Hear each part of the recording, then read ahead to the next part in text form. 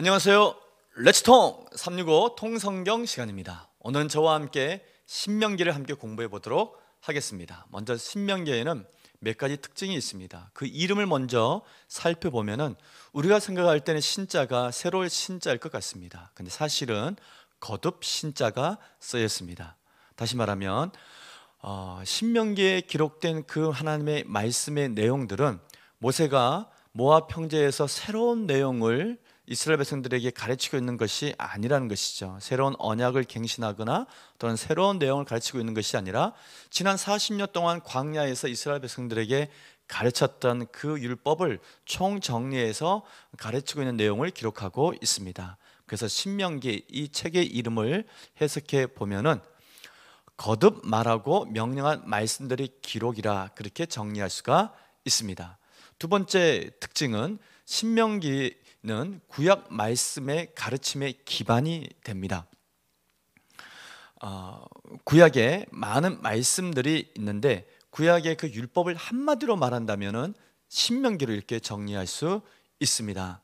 구약의 역사, 지난 역사 속에서 무엇인가를 판단하는 기준이 있다면 그 기준은 바로 신명기가 됩니다. 예를 들어서 어떤 왕이 이 왕이 선한 왕이냐 악한 왕이냐 이렇게 판단할 때 도덕적 기준이 그것이 기준되는 것이 아니라 신명기 말씀을 기준해서 그 왕이 선한 왕인지 악한 왕인지 이렇게 판단을 하게 됩니다. 그래서 구약의 모든 가르침의 기반은 신명기이고 신명기를 기준으로 모든 것을 판단하고 해석하는 것을 보게 됩니다.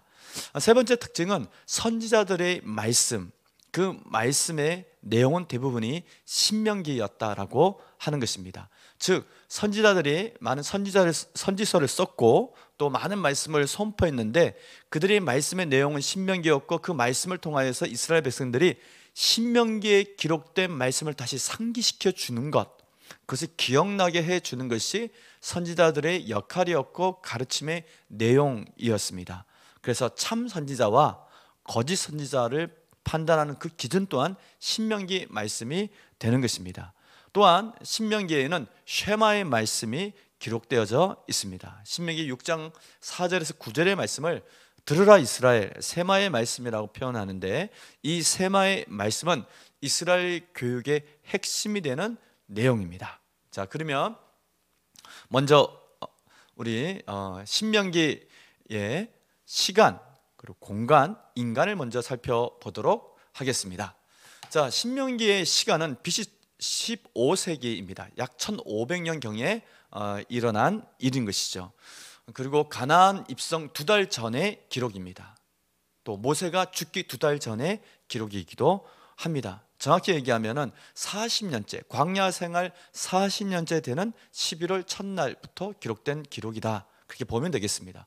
공간을 살펴보면은 모압 평지 아라바 광야에서 이 말씀이 선포되고 가르쳐집니다. 등장하는 인간은 모세와 만나 세대입니다. 출애굽 1세대는 이미 다 죽었고 출애굽 2세대가 바로 만나 세대인데 그 만나 세대를 대상으로 모세가 2달간에 거쳐서 4번의 역사 특강을 하는 내용이 바로 신명기의 내용인 것을 알 수 있습니다. 자, 사도 바울이 디모데 후서를 썼는데 디모데 후서는 디모데에게 남기는 바울의 마지막 유언과 같은 말씀이었다면은 신명기의 말씀은 모세가 만나 세대들에게 남겨주는 마지막 유언과 같은 말씀이자 광야 학교 졸업 설교와 같은 말씀이다. 그렇게 정리할 수가 있겠습니다. 자, 그러면 총 4번의 역사 특강이 나온다 그러는데 그 첫 번째 역사 특강의 범위는 신명기 1장부터 4장의 기록입니다. 신명기 1장부터 2장은 지난날의 역사를 해고하게 되는데 광야 생활 40년을 모세가 해고합니다. 그리고 신명기 3장부터 4장은 모세가 요단 동편 땅, 즉 아모리 왕 시온과 바산 옥의 땅을 정복하고 그리고 그 땅을 분배하고 한 후에 그때까지 기억을 해고하는 이야기가 신명기 3장에서 4장까지 기록되어져 있습니다. 근데 그 해고의 내용을 들여다보면 참 감동적인 장면이 있습니다. 신명기 1장 31절 말씀에 보면은 지난 광야 생활 40년을 해고하면서 모세가 이렇게 이스라엘 백성들에게 고백합니다. 마치 사람이 자기 아들을 안는 것 같이 너희 하나님께서 너희를 안으사 이곳까지 이르게 하셨느니라, 그렇게 고백합니다. 제가 좋아하는 시 중에 등이라고 하는 시가 있습니다. 그 내용을 보면은 엄마의 품 안에서 나는 늘 세상이 따뜻했다. 엄마는 늘 바람 부는 쪽으로 등이 서 계셨다. 그런 시가 있습니다. 즉 엄마의 품 안이 가장 따뜻하죠. 세상이 아무리 거칠어도 엄마의 품 안에 있을 때에는 따뜻한 것입니다. 그 이유는 엄마가 바람 부는 쪽으로 늘 그 등을 대고 계셨기 때문에, 모든 풍파 바람을 다 막아주었기 때문에 엄마의 품 안에 있는 자식이 따뜻한 것입니다. 마찬가지로 광야, 춥고 더운 광야, 물과 그리고 음식이 없는, 먹을 것이 없는 그 광야에서 40년을 보냈지만 그 40년을 해고할 때 모세는 마치 사람이 자기 아들을 품에 안는 것 같이 그렇게 품에 안으사 이곳까지 오게 하셨다. 즉 지난 40년은 너무 따뜻했고 너무 행복한 시간이었다라는 모세의 고백이 있고, 그것을 함께 고백할 것을 모세는 만나 세대에게 가르쳐주고 있는 것을 보게 됩니다. 자, 그런데 신명기 3장에 보면은 모세가 가나안 땅에 못 들어가는 이유에 대해서 밝히고 있습니다. 이미 우리가 민수기 20장에서 보았듯이 무리바 사건 때에 모세는 하나님 앞에 범죄하죠. 하나님이 반석을 향하여 명하여서 물을 내라 이렇게 말씀하셨는데 그 말씀에 불순종해서 반석을 2번 칩니다. 이스라엘 민족 때문에 너무 화가 나서 그 화를 이기지 못하고 반석을 2번 쳤는데 하나님의 거룩하심을 드러내지 못했던 것이고, 하나님은 이에 대해서 모세 네가 나를 믿지 않았다 그렇게 말씀하십니다. 그 불순종에 대한 징계의 의미로 이제 너는 저 가나안 땅에 못 들어간다 그렇게 말씀하셨거든요. 그래서 그런 줄만 알고 있었는데 모세가 이제 광야 생활 다 끝내고 마지막 죽기 전에 이제 만나 세대에게 진짜 이유, 그 이유도 있지만 또 다른 이유 하나가 있다는 거야. 그건 무엇이냐? 바로 너희 때문에 내가 못 들어간다. 신명기 전체에서 보면은 너희 때문에 내가 이렇게 되었다라는 얘기를 무려 3번이나 반복해서 하고 있는 것을 보게 됩니다. 즉 너희 때문에 못 들어간다라고 하는 이 말을 들어보면은 모세가 이스라엘 백성들을 원망하는 것이 아닌가 이렇게 생각할 수 있습니다. 그러나 이 말의 진정한 의미는 내가 그렇게 실수하여 못 들어갔는데 너희는 나와 같은 실수를 반복하지 말고 꼭 그 땅에 들어가 그 땅의 주인이 되고 그 땅에서 하나님의 말씀대로 잘 순종하여 살았으면 좋겠다라고 하는 모세의 그 간절한 마음이 그 표현 속에 담겨져 있는 것을 보게 됩니다. 자, 2번째 역사 특강은 그 범위가 신명기 5장부터 신명기 26장까지의 기록입니다. 이 기록의 내용은 분량은 굉장히 많지만 지난 40년 동안 모세가 가르쳤던 율법을 총정리하여서 기록하고 있다 그렇게 이해하시면 되겠습니다.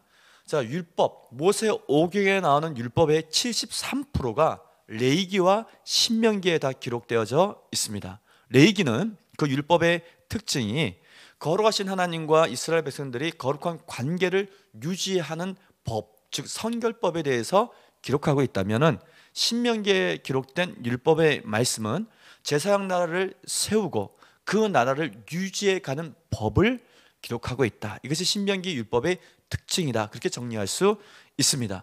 자, 모세는 이스라엘 백성들에게 그 많은 율법을 주면서 이렇게 얘기합니다. 이 모든 율법을 주신 이유는 너희들을 괴롭게 하고 너희에게 무거운 율법의 짐을 지게 하기 위해서가 아니라 너희의 행복을 위하여 이 율법을 주셨다. 그렇게 말씀하고 있습니다. 다시 말하면 가나안 땅에 들어간 이스라엘 백성들이 이 신명기의 율법대로만 순종하여 지켜 살게 되면은 그들은 진정한 자유와 진정한 평안과 진정한 행복을 누리는 그런 삶을 살 수 있다는 것이고, 그 삶의 원칙으로 이 율법을 주셨다. 이 율법에 주신 목적을 그렇게 설명하고 있는 것을 보게 됩니다. 자, 그런데 신명기 6장에 중요한 말씀이 나오죠. 바로 쉐마의 말씀입니다.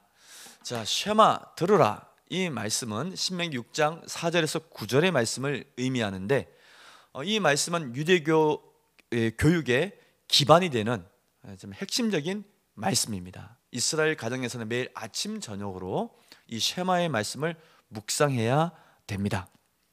자, 이스라엘 백성들은 이 말씀을 기반으로 해서 자녀들을 교육하게 되는데, 이 말씀의 내용을 들여다보면 먼저 하나님 이렇게 얘기하죠.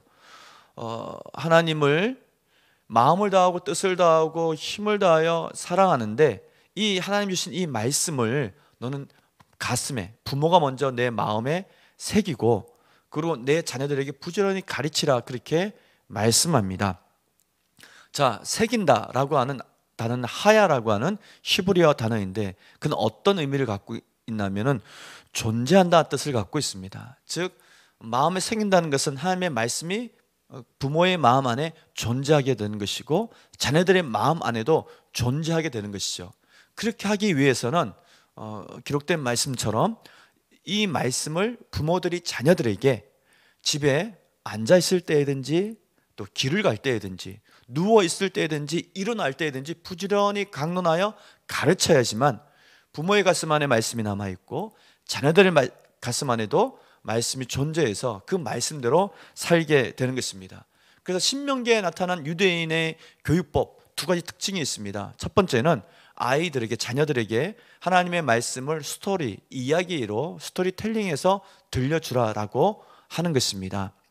지금도 유대인들이 아까 말씀드렸던 그 네 가지 방법 중에서 누워 있을 때 이 말씀을 가장 잘 지키는 민족이 유대인들입니다. 베드타임 스토리라고 해서 아이들이 잠자기 전에 성경 말씀을 이야기 형식으로 지금도 아이들에게 부모가 들려주는 것이죠. 자기 전에 엄마로부터 들었던 옛날 얘기 같은 이 하나님의 말씀은 기억에 잘 남는다고 합니다. 이걸 잘 실천하고 있습니다. 두 번째 유대인의 교육의 특징은 질문을 하게 하라는 거예요. 자녀들에게요. 자녀들이 질문하거든 너희는 이렇게 대답하라, 이렇게 신명기에서 말씀합니다. 자, 유대인들의 자녀 교육의 특징이 두 가지가 있는데요. 아까 말씀드렸던 그 첫 번째와 두 번째 중에 하나는 하브라타 교육 방식이 있습니다. 하브라타 교육 방식은 무엇이냐면은 서로 대화를 통해서 학습하는 방법입니다. 부모와 자녀 간의 대화를 통해서, 토론을 통해서 학습을 하고 또 학생들 간의 토론을 통해서 학습하는 이 하브라타 교육 방법을 유대인들은 실천하고 있죠. 또 후추파 문화가 있습니다. 후추파 문화는 그 어떤 사람과도 대화한다, 정답은 없다, 그 모든 사람들과 대화한다 하는 것이 이스라엘의 교육의 문화이고 그들의 문화입니다. 이 문화가 잘 지켜졌기 때문에 오늘날 세계에서 가장 뛰어난 유대인들이 된 것을 보게 됩니다. 자, 신명기 5장부터 26장까지 기록되어 있는 율법의 말씀을 한마디로 정리한다면 하나님을 사랑하라입니다. 그것이 율법의 핵심입니다. 마음을 다하고 뜻을 다하고 힘을 다해서 하나님을 사랑하라 라는 말씀 안에 그 모든 율법들이 다 이렇게 연결되어 지는 것입니다. 자, 세 번째 역사 특강은 신명기 27장부터 30장까지의 말씀입니다. 자, 먼저 27장에 보면 가나안에 들어가서 가장 먼저 해야 될 일을 모세는 만나 세대에게 명령하고 있습니다. 그것은 무엇이냐? 에발산에서 감사의 제사를 드리는 것입니다. 그리고 바로 이어서 해야 될 일이 있는데 그것은 바로 그리심산에서 축복의 말씀을 선언하는 것이고, 그리고 에발산에서는 저주의 말씀을 선포하는 것이었습니다.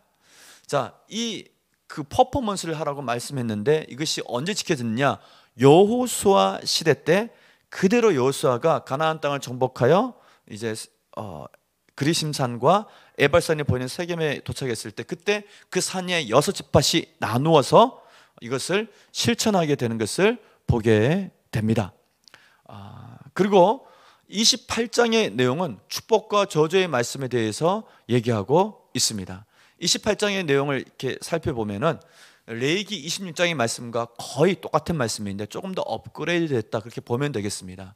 자, 축복과 저주의 말씀, 이스라엘 민족인 언제나 두 가지 미래를 말씀하십니다. 축복의 길을 갔을 때 받는, 하나님의 말씀에 순종하실 때 받게 되는 복에 대한 미래, 그리고 반대로 불순종했을 때 당하게 되는 징계, 저주의 길에 대해서 말씀합니다. 두 가지 미래가 있는 거죠.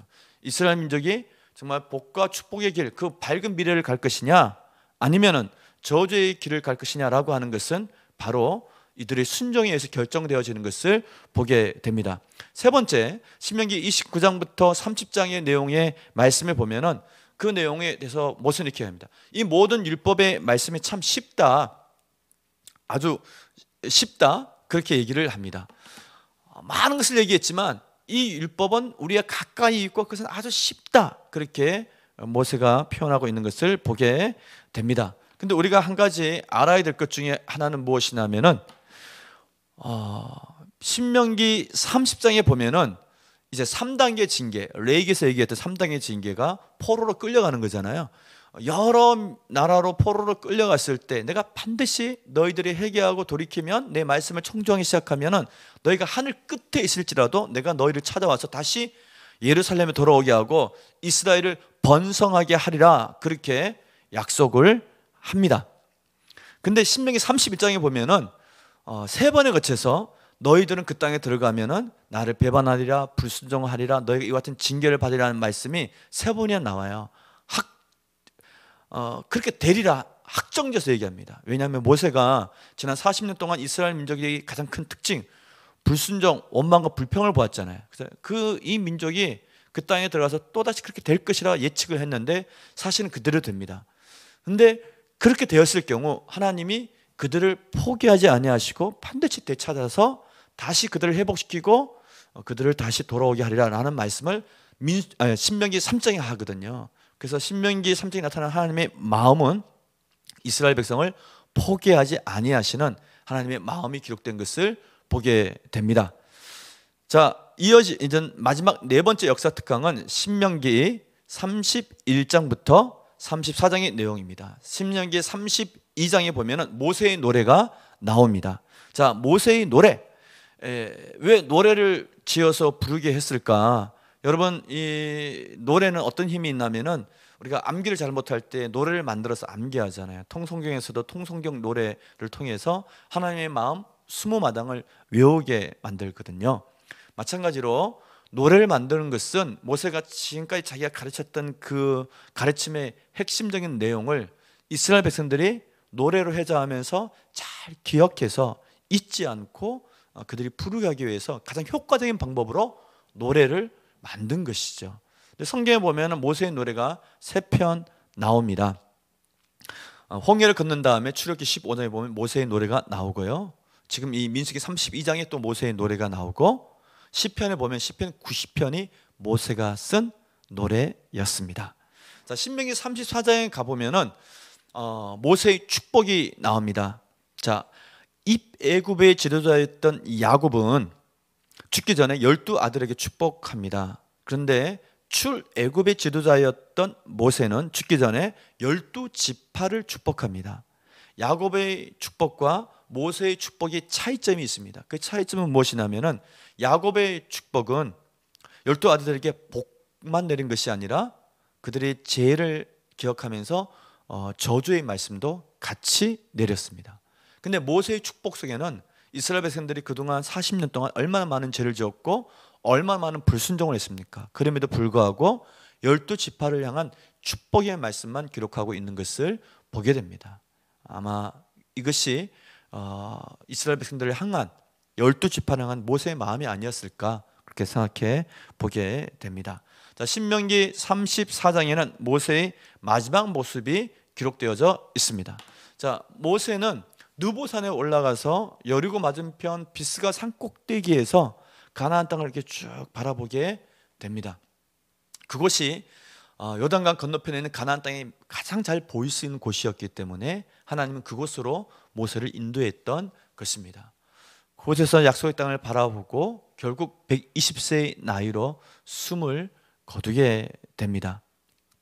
이스라엘 자손은 모세가 죽은 이후에 모압 평지에서 모세를 위해서 30일 동안 애곡하는 그런 시간을 보내게 됩니다. 자, 신명기 34장에 모세가 누구인지를 명확히 정리하고 있는데, 첫 번째는 모세는 120세가 되었지만 그 눈이 흐리지 않고 기력이 쇠하지 아니하였다, 그렇게 기록하고 있습니다. 모세가 쓴 시편 90편에 보면은 우리의 연수가 70이요 강건하면 80이라도 이렇게 표현하고 있습니다. 즉 그때 당시에 평균 수명이 70세이고 건강관리 잘해서 강건하면 80세를 산다는 얘기예요. 근데 모세는 그들보다 40년을 더 살았습니다. 근데 그 40년 세월 동안 이삭도 눈에 노안으로 병이 들어서 앞이 잘 안 보였잖아요. 백내장 같은 게 왔겠죠. 그런데 모세는 그렇지 않았다는 거예요. 그가 120 될 때까지 눈이 잘 보였고, 그리고 기록도 세하지 아니하였다, 그렇게 기록하고 있습니다. 또 모세는 어떤 사람이냐? 신명기 34장 10절 말씀에 보면 모세는 선지자 중에 최고였다. 이와 같은 선지자가 없었다. 왜? 모세는 하나님을 대면하여 알던 자이다, 그렇게 말씀하고 있습니다. 여러분, 이것이 모세를 가장 잘 정리해 주는 말씀입니다. 모세는 어떤 선지자이냐? 그는 하나님을 대면하여 보았던 선지자인 것이죠. 민수기 12장에 보면은 미리암과 아론이 이제 그 리더십에 도전을 하잖아요. 반역을 일으키는데 하나님이 미리암에게 설명할 때 이렇게 설명해요. 너와 아론 그리고 모세의 차이점이 무엇인지 아느냐? 미리암과 아론, 너희는 선지자라 할지라도 내가 너희에게 꿈과 환상으로 뭘 보여주면 잘 알아듣지 못하는데, 근데 모세는 직접 내가 말해도 그냥 금방 알아듣는다 라고 얘기를 하는 거예요. 다시 얘기하면 미리암과 아론은 하나님이 말씀으로 직접 들려줘도 그걸 잘 못 알아듣는다는 얘기죠. 그래서 때로는 환상과 여러 가지 방법으로 설명을 해주시는데 그래도 잘 모른다는 거예요. 그러나 모세는 바로 알아듣는다는 얘기예요. 그 얘기는 모세가 하나님의 언어를 잘 안다는 것은 그만큼 하나님과 친밀했다. 그래서 출애굽기에 보면은 모세가 매일 해막, 하나님을 만나는 그 만남의 장소로 나아가는데 사람들이 이렇게 지켜보면은 기도하는 그 모습이 마치 사람이 자기 친구와 이야기하듯이 얘기했다, 그렇게 기도했다 기록하고 있거든요. 모세는 그만큼 하나님을 사랑했고 하나님과 친밀했고 하나님과 동행했고, 그래서 하나님을 누구보다 잘 알았던 사람이 모세였던 것을 우리는 알게 됩니다. 우리도 모세처럼 그렇게 하나님을 대면하여 알아가는 그런 믿음의 사람이 되기를 꿈꿔봅니다. 자, 신명기 전체를 정리하면서 우리가 도전받아야 될, 특별히 모세를 보면서 우리가 도전받아야 될 부분은 성경 속 하나님의 사람들은 나이가 들어갈수록 더 아름다웠고 더 총명해졌다라고 하는 것입니다. 성경 속 하나님의 사람들 한번 예를 들어보면 아브라함을 예를 들어보겠습니다. 아브라함은 100세가 될 때에 이삭을 모리아산에서 믿음으로 번제로 드렸습니다. 여러분, 아브라함이 100세, 적은 나이가 아닌데 물론 오랫동안 살았으니까 뭐 그렇게 100세가 어떨까 생각할 수도 있겠지만, 그러나 100세는 적은 나이가 아닙니다. 근데 100세에 낳은 아들을 한 10여 년이 지나서 모리아산에 가서 자신의 전부인 이삭을 번제로 드리는, 그래 아브라함 나이가 뭐 한 110 몇 세가 되었겠죠. 그 이후에도 보면 아브라함은 더욱더 믿음의 모습을 보여주는 것을 보게 됩니다. 모세를 예를 들어 보면은 모세는 120세에 지금 신명기 말씀을 기록했잖아요. 5권의 책을 기록했습니다. 창세기, 출애굽기, 레위기, 민수기, 신명기. 그리고 기력이 쇠하지 않고 눈이 쇠하지 않았다. 노인이 되었지만 더 영적으로 총명해지는, 더 하나님과 가까워지는 그런 모습을 보여줍니다. 또 갈렙은 85세가 되었는데도 아무도 점령하기 싫어하는 헤브론 땅을 달라고 그랬고 헤브론 땅을 점령하겠다는 계획을 발표하게 되고 결국 그 땅을 점령하게 됩니다. 다니엘을 예를 들어 보면은 다니엘은 10대의 나이에 포로로 끌려갔습니다. 근데 그가 바벨론에서 정말 높은 관직에 올랐고 바벨론 멸망하고 페르시아 제국이 들어섰음에도 불구하고 페르시아 제국의 수석 총리까지 지냈습니다. 그때의 나이가 가늠해 보면 적어도 90이 넘은 나이입니다. 나이가 들수록 다니엘은 더 많은 사람들에게 사회적으로도 존경받았고 하나님께서 인정하시는 그런 신실한 사람이 되었습니다. 그래서 다니엘서를 기록하게 되는 것을 보게 되죠. 사도 요한은 어떻습니까? 그가 90이 넘는 나이에 밤모습에 유배됐지만 그 나이에 요한계시록을 기록해서 모든 사람들에게 소망과 희망을 준 것을 보게 됩니다. 이처럼 성경 속 믿음의 사람들은 나이가 들수록 꼰대가 되거나 교만해지거나 욕심꾸러기 되거나 그렇지 않고 정말 끝까지 그 뒷모습이 아름다운 그런 믿음의 모습, 더 겸손해지고 더 하나님과 친밀해지고 더 헌신하고 더 내려놓고 그리고 더 주님을 바라보는 그런 멋진 삶을 살았다는 것입니다. 그래서 인생의 무대에서 퇴장하는 그들의 모습은 한결같이 너무 멋지고 아름다웠던 것을 보게 됩니다. 오늘 우리는 신명기 말씀을 함께 다 살펴보았습니다. 신명기 말씀 속 모세의 모습에서 정말 가장 인상 깊은 장면을 뽑으라면은 하나님께서 모세에게 야 너는 가나안 땅에 못 들어간다 라고 말했을 때 모세의 반응입니다.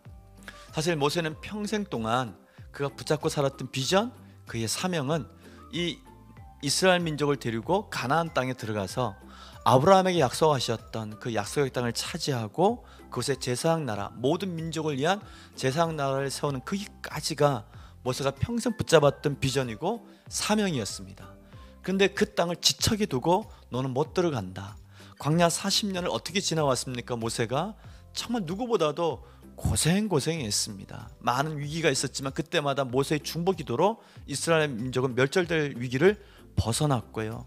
많은 사람들이 불순종과 원망이 있었지만 그걸 다 견디어내면서 오직 하나님 한 분 바라보고 약속의 땅을 바라보면서 평생 살아왔는데 모세가 거기 못 들어간다. 하나님이 너의 사명 거기까지야 라고 말씀하신 거거든요. 근데 그 말씀을 들었을 때 모세는 하나님을 원망하셨을 것 같고 나한테 왜 이렇게 하십니까?